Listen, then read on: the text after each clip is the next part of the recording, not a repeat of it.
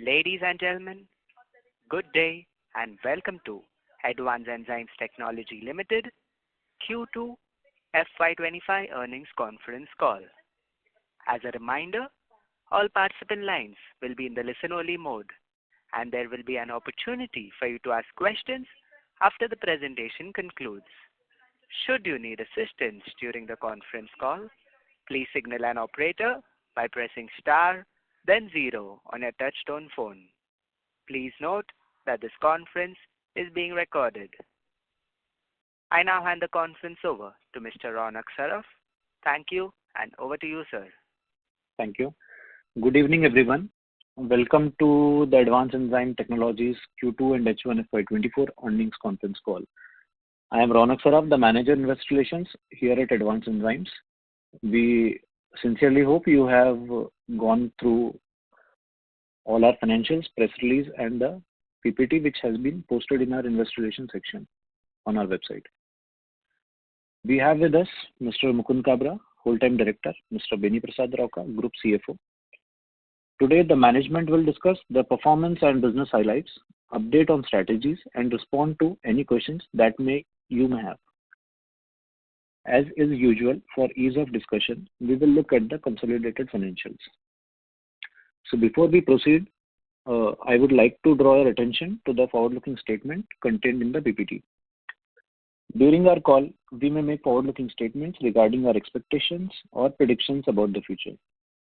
Because these statements are based on current assumptions and factors that may involve risk and uncertainty, our actual performance and results may differ materially from our forward-looking statements.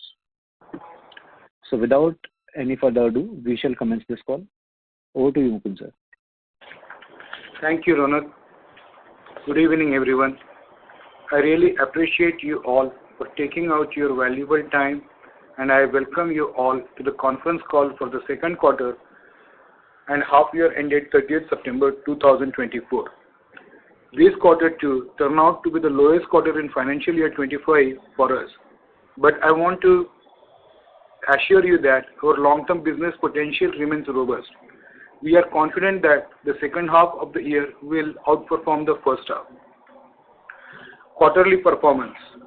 Now, as far as the quarterly performance is concerned, we have achieved top line of rupees 1,461 million, degrowth of 7% on year-on-year basis and 5% on sequential basis in quarter 2.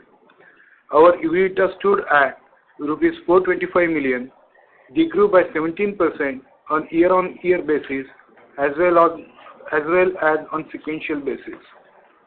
We have witnessed degrowth of 5% in the bottom line on year-on-year basis and on sequential basis. Talking about the margin profile, EBITDA margin stood at 29% and PAT margin stood at 23% during the quarter 2. There are a few factors that had impacted our quarter 2, and I will throw some light on these factors as well as we proceed in this call. During the quarter, the company had a higher revenue reversal of rupees 83 million compared to the previous quarter, since revenue recognition criteria was not met as per the accounting standard. The revenue and margin towards these sales are deferred to quarter 3.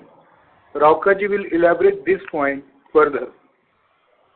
A slowdown in our export sales lead to decline in international sales, excluding the US, and some of this is because of the sales reversal as well.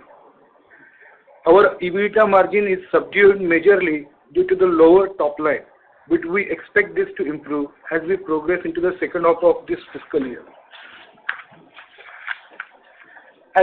Talking about the segment-wise performance, as projected at the start of the fiscal 2025, we do not anticipate growth in domestic sales for this year. However, our US business is expected to perform stronger in financial year 25, with US sales having already increased by 24% on year-to-date basis. Human nutrition. The human nutrition segment declined during the quarter and contributed 68% in the revenue pie. it degrew by 6% on year-on-year basis and 2% on sequential basis. This decline in human nutrition is on account of low revenue realization in pharma API business. As we mentioned in our earlier calls as well, there is certain competition in our anti-inflammatory market. In the international markets, probiotic and nutrition business perform well. Animal nutrition. Our animal nutrition business contributed 12% to the revenue in Q2. This segment grew by 5% on year-on-year basis, while it grew by 6% on sequential basis. Bioprocess. Our bioprocess business contributed 12% to the revenue in Q2. This segment underperformed during the quarter by around 31% on year-on-year basis and 33% on sequential basis. The food business degrew by 42%, while non-food business reported growth of 24% on year-on-year basis. The major food business comes from export market and sales reversals has impacted this. The specialized manufacturing business contributed 8% and grew by 17% on year-on-year basis and 9% on sequential basis. While the current quarter appears to be stronger, the previous quarter presented challenges based on the prevailing trends. Consequently, the anticipated growth for financial year 25 is expected to be in the single-digit range.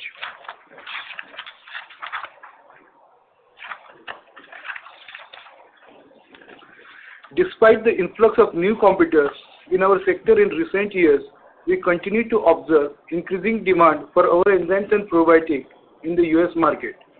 This is largely due to the strength of our brand.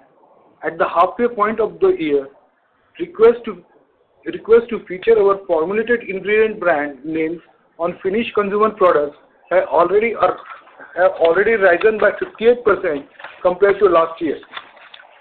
This indicates that our customers view our branded ingredients as a key selling point, reflecting the strength of our brands. We remain focused on our ongoing strategies and are also working on developing new biocatalyst molecules. In the last quarter, we introduced 2 new solutions and are collaborating with customers to finalize the offerings. A significant challenge for our US customer is the lack of familiarity with enzyme and probiotic testing, compounded by a fragmented and undereducated market for third-party testing services. This often leads to wasted resources as customers struggle with basic quality control requirements, which in turn places undue pressure on sales. To address this, we are establishing a full independent laboratory for enzyme and probiotic testing. This will allow us to leverage our testing expertise to support our customers in growing their brands, ultimately benefiting our ingredient sales as well. We also recognize that certain investment, particularly in the area of R&D, is essential for long-term growth. As reflected in our financials, significant resources are being allocated to these areas. We are actively exploring new opportunities and developing new products and molecules for biofertilizers and biopesticides within our agriculture portfolio. These offerings are expected to generate an additional couple of millions in revenue in the near future. With this, I conclude my remarks and now hand over the call to Raukaji. He will walk you through the financials and key subsidiary numbers. Over to you, Raukaji. Thank you very much, Mukund. Good evening, everyone. I hope you all are in good health and wishing you all happy festivities. On the company's consolidated financials for the second quarter and half-year fiscal year 2025, on year-on-year basis, our revenue has decreased from 1,578 million to 1,461 million, 7% decrease. Our EBITDA is decreased from 513 million to rupees 424 million, and it stood at 29% as compared to 33% of our revenue. Profit before tax is decreased by rupees 57 million from rupees 479 million to rupees 422 million. Profit after tax, PAT, is decreased by rupees 18 million from rupees 352 million to rupees 334 million, and this is 23% of our revenue as compared to 22% in the corresponding quarter.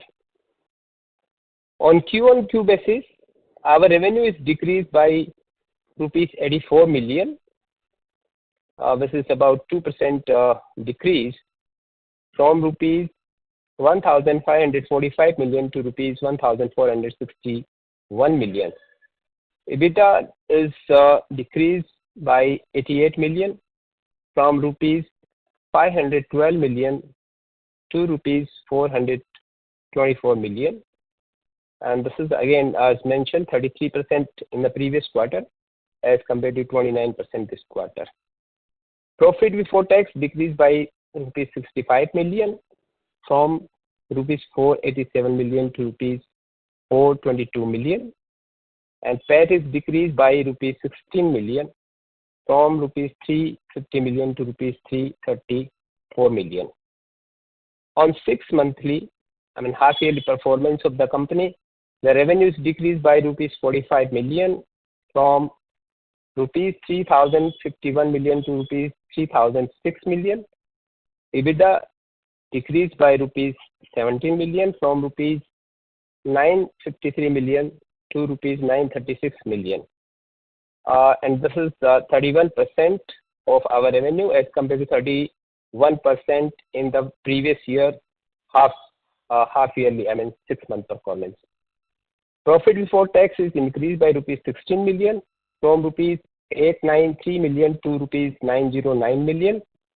PAT is increased by rupees 38 million from rupees 646 to 684 million. As Mukund has mentioned, our Q2 is affected because of a couple of things. One is the higher, which is incremental higher revenue reversal of about 83 million as compared to the previous quarter. Since this is the requirement of Ind AS revenue recognition, because if the significant risk and reward has not passed on to the customer before the cutoff date, which is 30th September 24, then to that extent the revenue cannot be recognized during that period.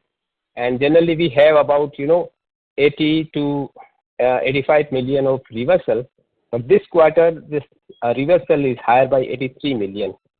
So this has impacted in a way the revenue. So to that extent, if you see, the revenue is decreased. Otherwise, this quarter is flat as compared to the previous quarter. And if this revenue reversal would not have happened, then of course, because of the gross contribution of about 77 to 78% and gross profit margin of about 60 to 61%, our profits would have been higher. And as you know, the PAT is also about 23%. So to that extent, the PAT would have been higher in this quarter. But yes, this is the impact, and the revenue to that extent is deferred from quarter 2 to quarter 3. So in spite of lower sales of 1% on YTD basis, if you see, our profitability for the 6 months is improved, and the contribution is also on account of the higher income from other sources. Now, some of the numbers of our major subsidiary. JC Biotech during this quarter stood at revenue of 158 million, EBITDA of 20 million, and PAT of about 5 million, as compared to rupees 174 million of revenue and 17 million of EBITDA and 3 million of PAT. So it is showing continuous improvement. And for half yearly, JC Biotech top line is 317 as compared to 308 million of first half of the FY24, and EBITDA of 44 million as compared to 26 million, and PAT is 13 million as compared to 1 million during last year 6 months. Evoxx revenue stood at rupees 49 million, but still the EBITDA is negative 12 million, and PAT because of depreciation and amortization is about 19 million negative. As compared to Q2 of FY24, top line of 64 million and 3 million of positive EBITDA and PAT of 3 million negative. For 6 months, Evoxx top line is 96 million as compared to 117 million, and EBITDA of 19 million negative as compared to 4 million last year, and PAT is 35 million as compared to 16 million negative last year.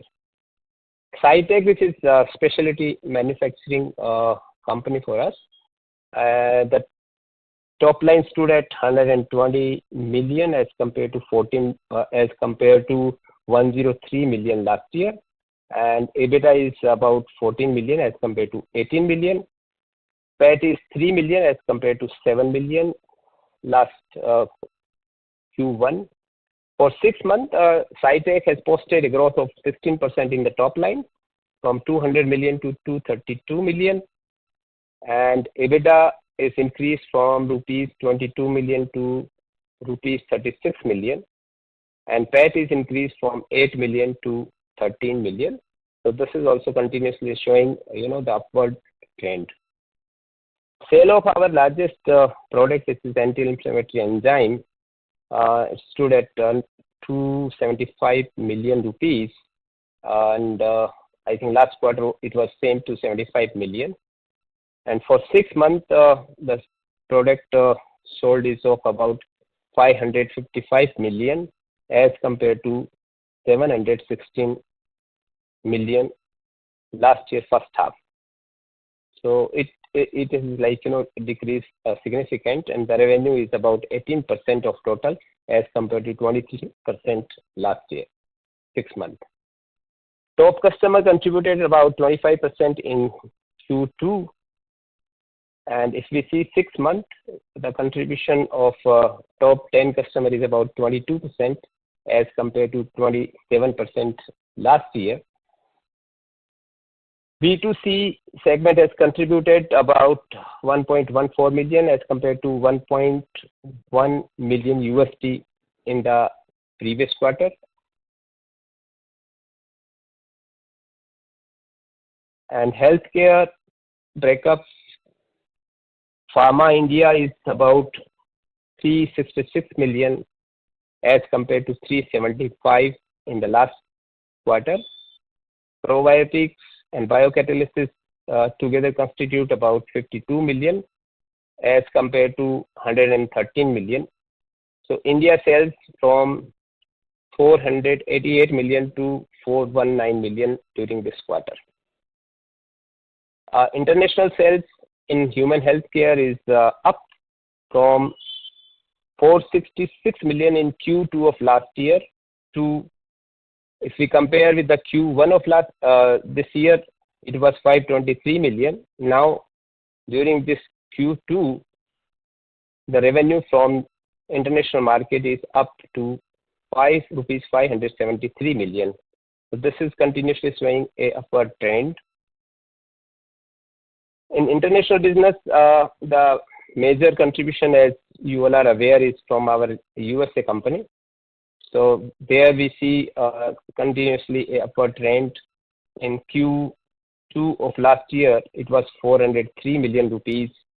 To Q1 of this year, it was 494 million rupees. And Q2 of current year, it stood at 532 million.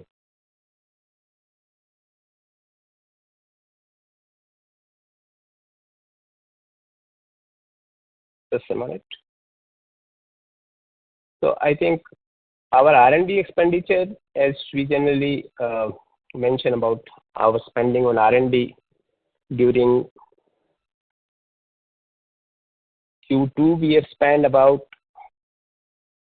72 million as compared to 62 million last year. And our capex is about 13 million as compared to 2 million last year. So total R&D expenditure in 6 months is 161 million as compared to 126 million last year. So R&D constitute about 6% of our top line as compared to the 4% in Q2 of last year. This is without considering the intercompany elimination. If we eliminate our evoke spending, then the R&D expenditure is about 5% in Q2 as compared to 3% in Q2. That was all from my side. Now we shall open the floor for question and answer session. Thank you. Thank you. We will now begin the question and answer session. Anyone who wishes to ask a question may press star and 1 on their touchtone telephone. If you wish to remove yourself from the question queue, you may press star and 2. Participants are requested to use handsets while asking a question. Ladies and gentlemen, we will wait for a moment while the question queue assembles.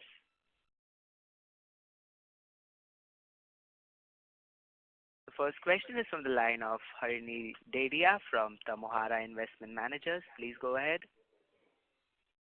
Hi. My question was on serratiopeptidase. We had called that out specifically as a reason for degrowth in India in Q1. And we had said that there's some inventory that's not being run down at the customer end, which is taking longer than expected. Is this still the problem in India? Or is the problem a little more structural in nature, or is it a temporary issue? Just wanted to understand that. So, sorry, I didn't get your name, but Harini. Huh? Harini.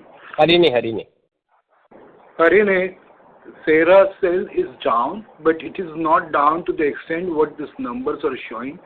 Last year, the Sera sale was there in the first half, and it was down into the next half. So on overall basis, if you ask me, it is down somewhere around 7-8%. We expect that will be down by 7-8% on the volume basis. Got it. And so are we expecting then some sort of normalization in the sales in Q3, Q4, or like in general in the second half, or this will just continue, the run rate has come off?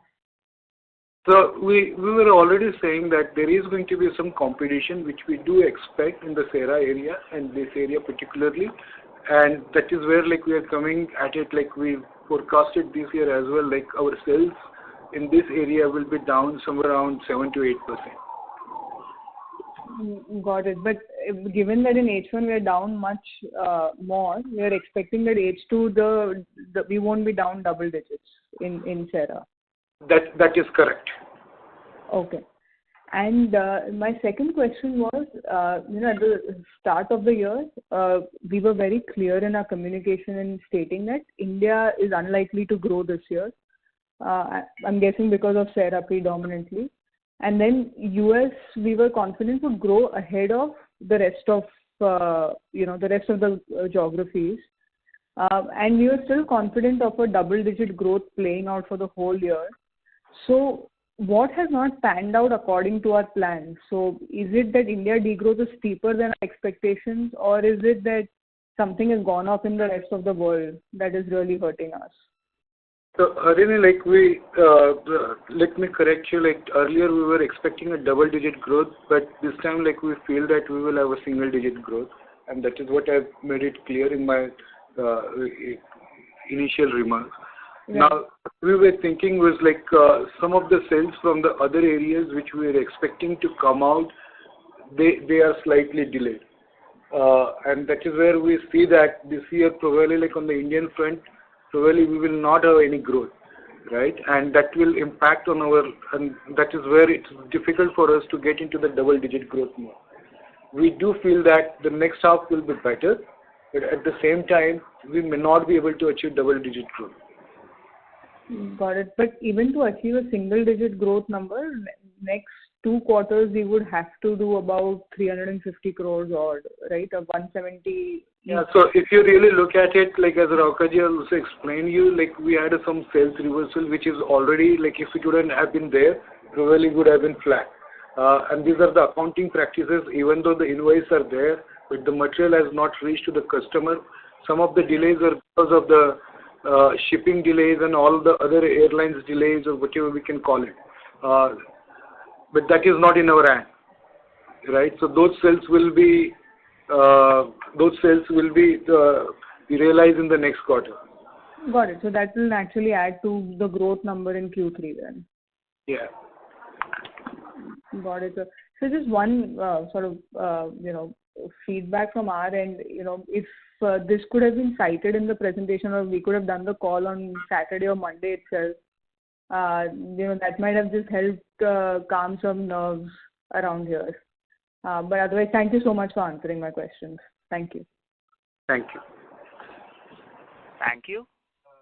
The next question is on the line of Sandeep Dixit from Arjav Partners. Please go ahead. Hi. So earlier you had guided that your EBITDA growth will be 2x the revenue growth. Does that equation still hold given the revision in the guidance? Can you repeat, Givji? I didn't get your question. Yeah, in last quarter call, you said that the EBITDA growth will be 2 to 3x of revenue growth. Right. So does that equation hold even now? So if you are saying that revenue growth for full year FY25 will be single digit, will the EBITDA growth still be 2x that? So if you really look at, let me answer your question. If you really look at the degrowth, so if the equation, if you are talking about the sale is, say, down by 5% on Q1Q, the EBITDA is down by 17%. So that's how you can see the equation in that sense. Mm-hmm. On YTD basis, if you really see the sale number is down, say, about 1%, but EBITDA is down by 2%. So equation is, in that sense, when you have the incremental sales, your EBITDA always keeps on increasing at least 2 to 2.5 or 3 times. That's how it is. So you can see the impact in that sense. Okay, fair enough. Thank you. Thank you for that. Thank you. The next question is from the line of Umang Shah from Banyan Tree Advisors. Please go ahead. Hi, sir. Am I audible? Sir, I request you to come a bit close to your handset. Yeah. Better now? Yes, sir. Go ahead. Yeah. Thank you. Sir, first question was, what is the reason for higher competition in our Serapeptides portfolio? Is it on account of new product which is coming in the market, or something else? Because we tend to have a very high market share in that product anyway. So what was the reason for higher competition? So when you have like very high percentage of market share, it's always you are bound to lose some of it, because whatever you try to do, at some point, like some people will come up with the same product, right? So the competition is for the same product and not for the not with the other molecule. So the molecule is still intact. Sure, sir. Sir, that is one question. Second is, sir, every quarter you break down the human nutrition revenues between India and international. Can you give that number, please?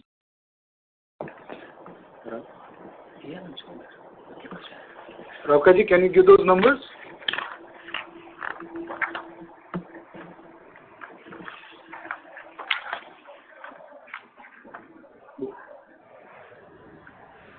So, our human nutrition pharma sales has been 419 million in current quarter as compared to 593 million in the quarter 2 last year. Our international sales has been 573 million in the current quarter compared to 466 million in last year's September quarter. Sure. Thank you for this. And Raukaji, what would be the revenue R&D expenditure for the 6 months as compared to last half? But I will give you the number. Yes, just a moment. So in this 6 months, we have spent 143 million in revenue expenditure in R&D compared to 121 million in last year's 6 months. Okay, sure. And CapEx, okay. We have already explained CapEx, right? 18 million and Yes, 5 million. Last year it was 18. This year it is 18 million. Last year it was 5 million. Correct. Sure, sir. Sure, sir. And sir, any news on how the new launches are doing in the current year, both in pharma and nutraceuticals in US? New launches. Nutraceutical. No, so in biocatalyst areas, we have just come out with a couple of solutions, as I mentioned. In US, there are no new launches. It's the same products what we are like focusing more right now. Sure. Okay. And any traction on the launches that you had made last year? So those are we were talking about like on the paid food and like I think like we were talking about the sugar one, right? So those areas are growing, and probably those are the ones which are driving the sales at this point of time. We expect it to grow further as we move on.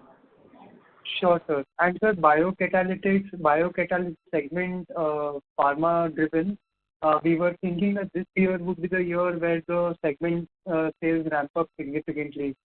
Can we expect a positive surprise in the second half?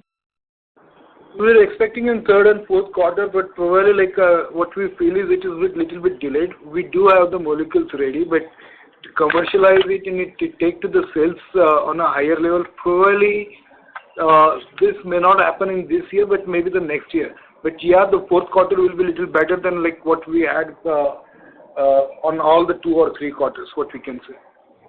Got it. Sure. Thank you so much. Thank you. Thank you. The next question is from the line of Sagar Tanna from Alchemy Ventures. Please go ahead. Thank you, sir, for giving me the opportunity. Sir, we've been in existence for such a long time, more than 15 years. Even today, we are at 600 crore company in terms of top line. What do you think will it take for us to grow at 25% consistently, considering the size of the market and the addressable TAM that we have? Do you think we are lacking on products, R&D, or is it our sales engine? It takes time. Even though I feel like 25% growth is little impossible or little difficult to do it. Not impossible, but difficult to do it. But what we need is more R&D support and more products to come out as we move on. And we are focusing on many of these areas, particularly into the R&D areas. We are trying to increase our R&D capacities. Probably it will take some more time. Till that time, probably we will not see the 25% kind of growth, which is little difficult to achieve.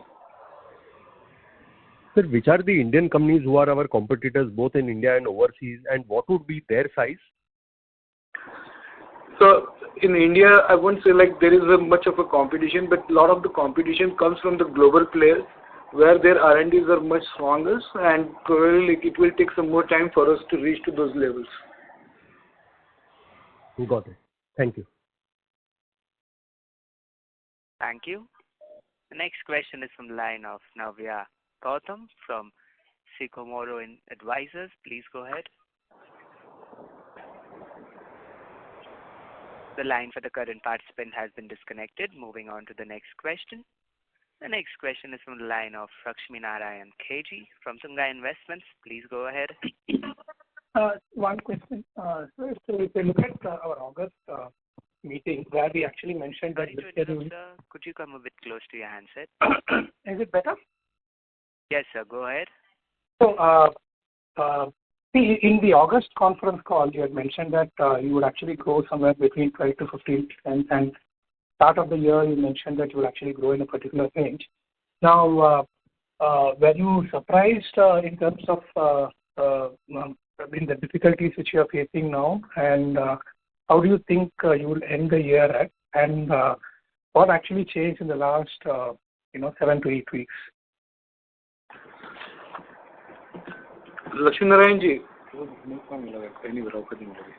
Lakshminarayanji, what we say is like some of the sales which we are expecting from the biocatalyst area to come into the next 1 or 2 quarters, those are going to be deferred. Right? From the very beginning, we were anticipating that the Indian sales will be more or less muted this year, and we were anticipating the growth to come from the US. For India side, like we were expecting the growth to come from the biocatalyst and other areas, which is deferred, and that is where we feel that double-digit growth is a little difficult, but we will be having single-digit growth at this point of time. That is what like we feel. That is what we are communicating. That's for India, right, or for the entire company? Entire company. Okay. So, in terms of, within India, when last year, I think Sera was almost like 131 crores or so. So this year at this run rate, what will we end at for Sera? कितना है अभी कितना है अभी कितना cell लेकर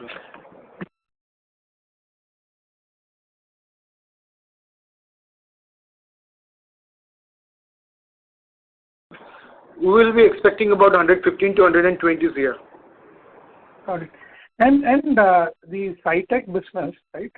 Where are we seeing growth in SciTech? Because I think in FY24 we are growing pretty healthy there. So how do you anticipate growth in that part of the India business? This year we expect a good growth to come from the SciTech. Okay. And overall India would grow at what rate, sir, this year? Single digit probably, if you consolidate everything. Okay. And how is Europe shaping up? Because we see a decline in the first, in this quarter. But how do you think about Europe?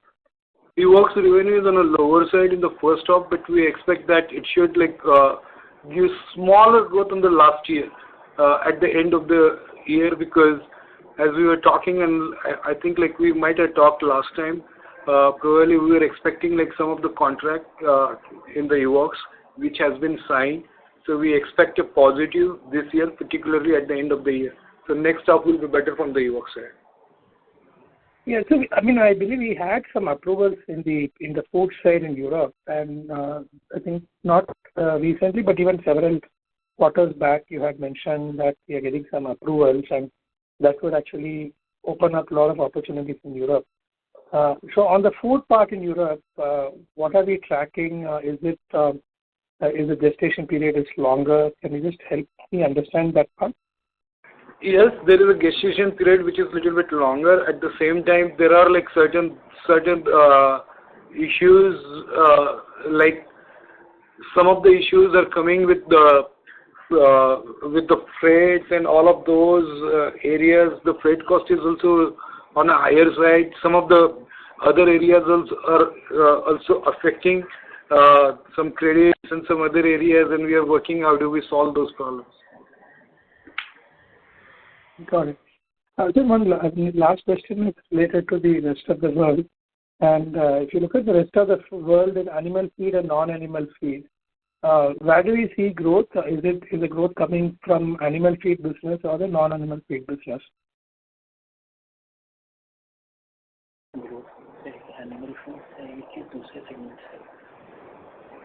Animal feed, we will be expanding into some other areas particularly, and we are working on those. At this point of time, this year, I don't see much of a growth to come from the animal feed, but we are trying to explore some other areas, like the ruminant areas and solutions for aquaculture and all of those other areas we are trying to explore at this point of time.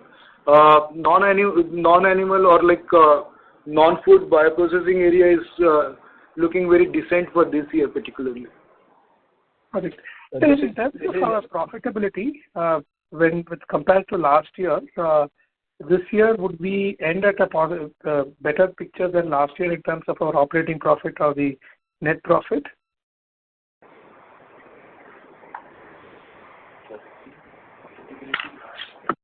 No, I think we should look at the kind of numbers we had last year. At least we are likely to outperform once we get a single digit growth. Got it. Got it. I mean, is there any surprise that actually came in the last few months, was actually changed? No, some of the sales, as Mukund has mentioned, is not picked up. So, customers, they are taking their own time. They are initially, when, as you mentioned, in the month of August, where we could see some kind of visibility. But then there are, several things which I think customers are also, looking at it. And therefore, the Indian sales is not picking up. And in USA, if you really see, the growth is there, and now they are working that, most of the nutraceutical customers, so they use our branded formulated product name in their, product. So instead of using any kind of a specific ingredient, now we are trying to convince our customer that, look, this is our brand name and this we are supplying. So you use on your nutraceutical the name of our product. So it becomes, in that sense, customer centric, as well as, the kind of a brand visibility we create over a period of time. So a couple of such issues are there, which I think are taking some time to shape up. Got it, sir. Thank you. I'll get back into the. Yeah. Thank you. The next question is from the line of Nikhil from SIMPL. Please go ahead. Yeah. Hi. Good evening. I hope I'm audible. Yes. Yeah. Just continuing with the question Lakshmi asked. See, because and sorry to harp on this, but just to understand your business better, when you say we have some visibility, but that visibility in most companies we see is based on the POs which they get from the customers, and this is the schedule with which they will supply the product. No. So how does your business work here? Sometimes trials are going on, on various biocatalysis, and customers also taking trials. So, getting a order for a big, you can say commercial order takes time. So initially you gave it, yes, I think couple of trials are going successful. Hopefully now next quarters we shall be getting the, a big order. But then customer, they may take their time because they have to also reschedule various, internally various many processes also. So for that, sometimes it takes time.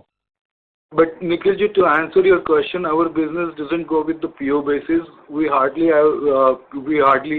always have any POs. The number of POs at any given time is not more than 10-12 CR. Okay. So, sir, just two questions here, two follow-ups. One is, when you say the customer is undergoing trials or validations, in that sense, and it could be naive to say, but does it mean that the business which we were expecting gets deferred over time, or do you think that the business is lost completely? Because if he is taking some time and validations and that timeline has shifted, then probably it will come in FY26, what we were thinking of growth in this year. Would that be right assumption, or is it like the project gets scrapped completely? No, it's most of the time, say, this is the novel solutions what you come out, and basically it takes time because a lot of time, they need to file the DMF, they need to file many other areas, and there can be multiple possibilities which are not in your hand, how long it can take. You can always estimate based on the feedbacks in other areas, but sometimes it always differs. And this is what the case is. Sometimes we are optimistic. We were a little bit more optimistic that this should come up as early as possible, but we realize that it will take some more time. Okay. And secondly, now coming to your near-term guidance on second half, you said for the full year we should grow at single digit. Even if I adjust for this 8 crores, it seems we have to grow in second half by at least 15-20% on a year-on-year basis to get that number of 6-7%. Now, considering the lack of visibility which you also have, how do you build confidence that this kind of a growth is achievable in the near term? the way I can look at it is basically whatever the numbers I can see forecast at this point of time, I can see that we are not going to degrow, we are going to grow. What will be that number? That still we need to really work out, which will be the really realistic numbers. Okay. But you don't have any direct communication from the clients in terms of, so between the time you get an order and your delivery, what would be that time period generally? Like, is it a 1 month kind of a time period when you have to supply from the day you get the order? It differs on product to product. Sometimes it's 6-7 days, sometimes like it's a month. Okay. Okay, fine. I'll come back in the queue. Thanks. Thank you, Nikhil. Thank you. The next question is from the line of Shreyas Gathani from SG Securities. Please go ahead. Hi, I had a couple of questions. So the first one was on the Europe business. We see like a very sharp decline. So does that indicate like we've lost any customers or lost market share over there? And even the rest of the world, we see like a sharp decline. Even if we adjust for the deferred revenue, even then just trying to understand that 35% drop. I don't see there is any customer loss as of now. Yes, there is a small one which was like $1 million, which we realized last year, which we are knowing that this year will not be coming up because of some other reasons, because they changed the process in other areas. Besides that, there is no customer loss what we can expect this year on the European business. We expect that this should pick up. Okay. And a second question. So basically, are we like lacking on the product innovation side? So for like, if I look at Novozymes, Christian Hansen, the combined entity commentary and their guidance, they just up their guidance and they are even more positive versus we are like losing sales. They're actually increasing guidance and we are losing. So are we like falling behind on the R&D front compared to them in terms of product, or just trying to understand that? If you ask like about Novozymes and these people, they are much ahead, no ifs and buts. That is where like we have our own niche areas and other areas. We are like really focusing on the R&D areas. We are developing our R&D capabilities. We have a plan to increase it by 3-fold, and this is what like our all focuses are. We will need some more time to really go on and take on like the Novozymes and other people in all the different segments. At the same time, we are working really hard to go to that level. Got it. So by when do we expect the R&D to pick up, to 3-4 times that you're mentioning? We are building up our new R&D center right now in Nashik. Probably this should be fully operational by the end of next year. Then we will have like slowly we'll really wrap up on the R&D front. Got it. Okay. All right. That's all from my end. Thank you. Thank you. The next question is from the line of Anuj Kakhar, who is an individual investor. Please go ahead. Hi. Good evening, everyone. Am I audible? Yes, Anuj. Yeah. Thank you so much. Although most of the things that have been discussed is, something was on the top of my head also. I'm not too, too much knowledgeable on accounting and other things, but I'll ask very basic questions which investors would like to know. I'm invested in a company for about 2 years or something. You can easily see a panic in the share price in the last 2 days. I think it dropped 25% after the results were released. You have explained that the sales were down because of some accounting or some booking of the sales changes that have happened, which I understand. But right now we are already 1.5 months into Q3. So you would have some kind of visibility in terms of how would the sales look like in Q3 in which we are currently. If we do a 2x of what we are as on date, so do you see we are growing from the Q2 results that we have already declared? That is. Anuj, it's a forward kind of a guidance, but I can see that probably we should do better than Q2. That's all what I can say. Okay, thank you. And the other one is that, I can see that looking at the balance sheet that we are constantly going on the reserves part of it. So is there any plan of any kind of reward to the shareholders in terms of buyback or bonus in the future? That those decisions has to be taken by the board. Like if you really look at it, we increase the dividend and we continue to our dividend policy. That's all what I can say. Probably like buyback is not a one no. But Raukaji can give more clarity on that. Raukaji? No, of late I think buyback is not an efficient because it is also taxable again in the hands of the recipient. So for shareholders, there will be, cash outflow. So as you rightly mentioned, I think dividend is what, every year we have been increasing. So that is what is the way forward. Sure. One small last question.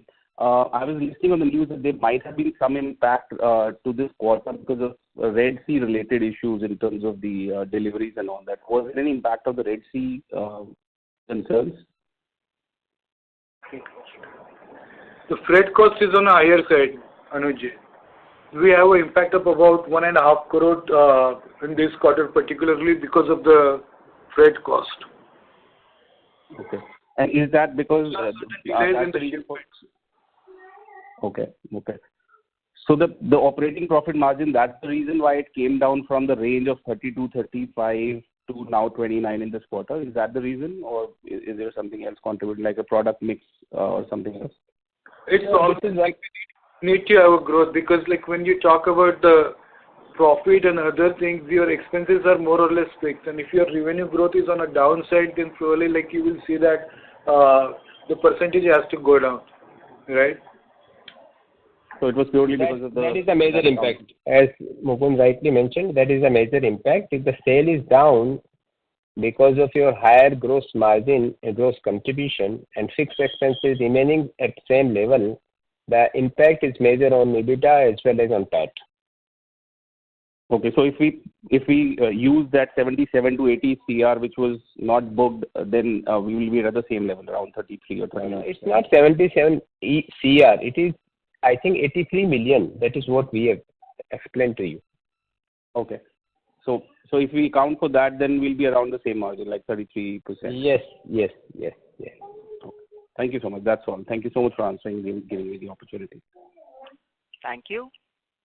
A reminder to all participants that you may press star and 1 to ask a question.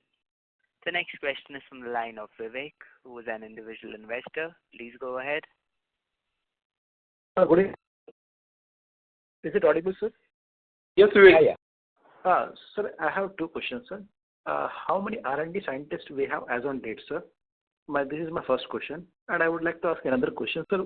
At what EBITDA margin we are expected to close this financial year 25, sir? Now, I think I don't have an exact number, Vivekji, but probably we have more than 150 scientists at this point of time. Put together maybe more, but I don't have an exact number as of now. But should be more than 150 plus. That's what I can say. Okay. Your second question is how much EBITDA margin we can expect for this financial year, sir? It's a difficult question. Raukaji can answer that. No, the thing is that we are on the declining trend as our revenue has decreased. So, I mean, once the revenue increases, I think the improvement will definitely be there. So we expect that EBITDA margin should be in the range of anywhere more than 30%. So it will be in the range of 30 to 33%. Okay, sir. Thank you, sir. It is good, sir. Sir, I'll just fall back in the queue, sir, if I have another question, sir. Thank you. Thanks. Thank you. The next question is from the line of Harini Dedia from the Mohara Investment Managers. Please go ahead. Hi, thank you for allowing the follow-up. Just one question on, when we say R&D is where we would like to invest more, and, that's one piece that's sort of we feel that we can do better on. If you can help us understand what are the kind of things that we want to do? Would it be more on hiring of new scientists, or would it be some infrastructure or some equipment or some segment? Like, if you can just help us understand what do we want to add on that side right now? It's a combination of all. If you really look at it, we don't have a space as of now. Because of the space, we cannot hire the people. And there are a lot of like new equipments which we will have to do that. We need to increase the number of products as well.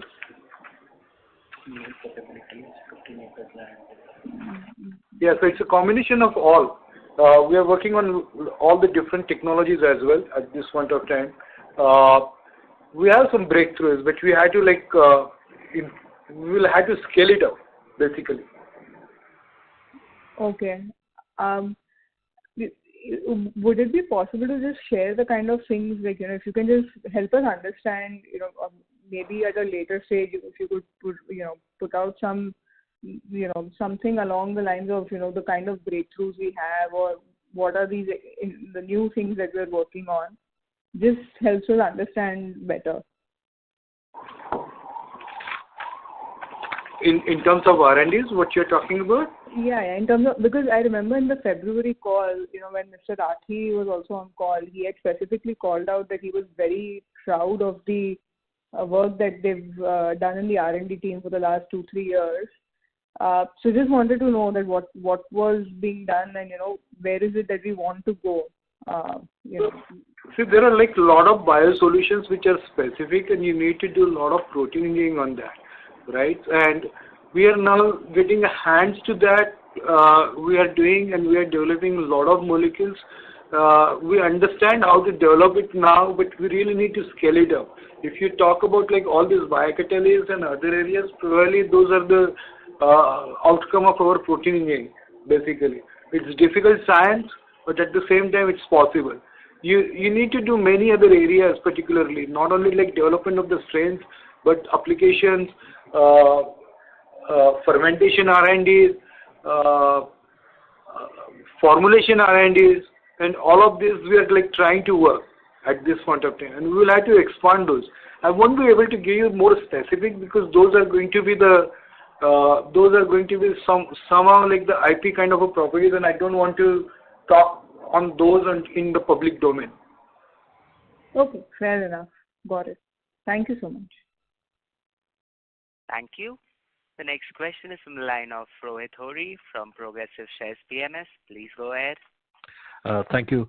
Sir, two questions from my side.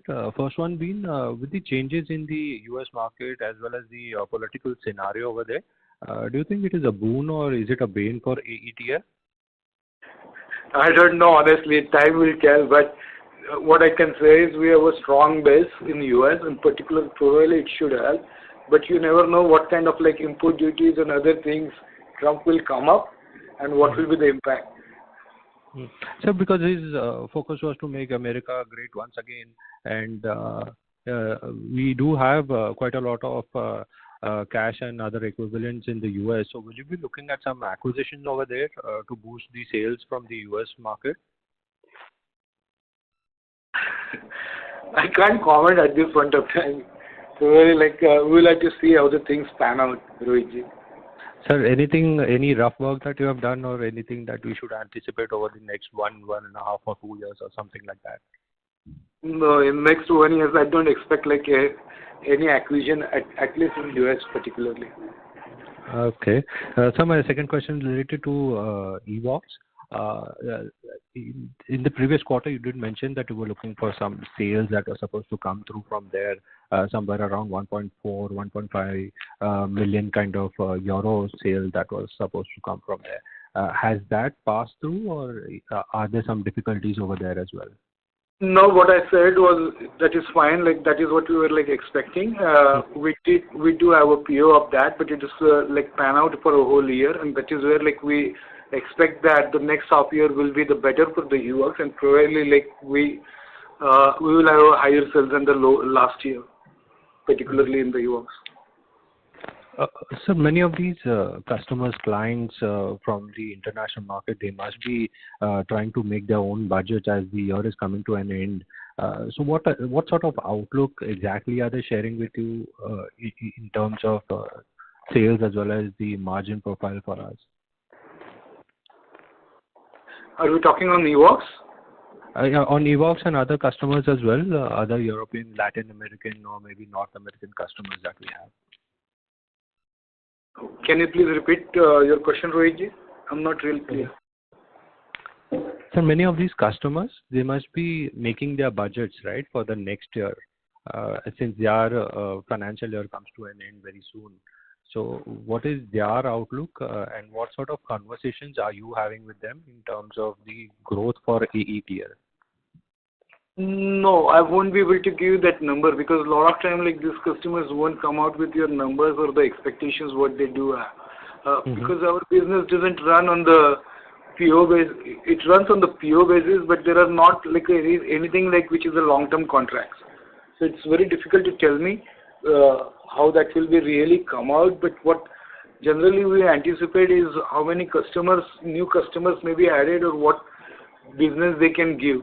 So that is how like generally we work rather than like taking the POs for the whole years. So, but it's an ongoing process. So at this point of time, I don't have an exact number, honestly. Okay. Okay, so thank you for answering my question. Thanks a lot. Thank you, Rohit. Thank you. As there are no further questions, I would now like to hand the conference over to Mr. Ronak Saraf for closing comments. Thank you everyone for taking your valuable time for attending our earnings conference call. We will keep you posted for any further updates. I request you all to send in your questions that may remain unanswered. An audio recording and the transcript of this call will be uploaded on our website in due course. Looking forward to host you all in the next quarter. Till then, stay healthy, stay safe. Thank you. Thank you. Thank you, everyone. Thank you, everyone. Thank you. On behalf of Advanced Enzymes Technologies Limited, that concludes this conference. Thank you for joining us, and you may now disconnect.